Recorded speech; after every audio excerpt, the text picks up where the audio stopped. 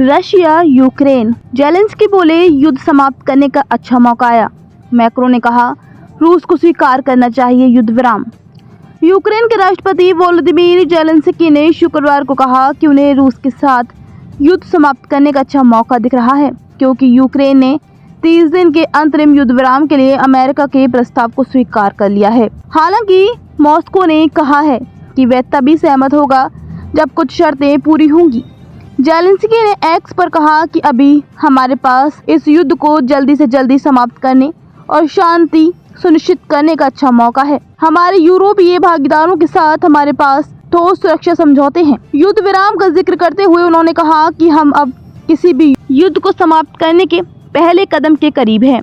पत्रकारों से बात करते हुए जेलेंस्की ने अमेरिका और अन्य सहयोगियों से मॉस्को पर दबाव बनाने का आग्रह किया। उन्होंने अपना विश्वास दोहराया कि रूसी राष्ट्रपति व्लादिमीर पुतिन यथासंभव लंबे समय तक युद्ध विराम तक पहुंचने में देरी करेंगे। जेलेंस्की ने मीडिया से कहा कि अगर अमेरिका की ओर से कोई मजबूत प्रतिक्रिया आती है तो वे उन्हें ऐसा करने नहीं देंगे, और अगर ऐसा कदम है जिनसे रूस को डर नहीं है तो वे इस प्रक्रिया में देरी करेंगे। उन्होंने कहा कि 1000 किलोमीटर 600 मील से ज्यादा की सीमा रेखा पर संघर्ष विराम को उपग्रहों और खुफिया जानकारी के जरिए अमेरिकी मदद से नियंत्रित किया जा सकता है। इस हफ्ते सऊदी अरब में अमेरिकी और यूक्रेनी अधिकारियों की मुलाकात और यूक्रेन द्वारा युद्ध विराम स्वीकार किए जाने के बाद वॉशिंगटन ने खुफिया जानकारी साझा करना और सैन्य सहायता फिर से शुरू कर दी। जेलेंस्की ने ये भी कहा कि उस बैठक में अधिकारियों ने क्षेत्र के मुद्दे पर चर्चा की, लेकिन इसे हल करने के लिए एक कठिन बातचीत की जरूरत होगी।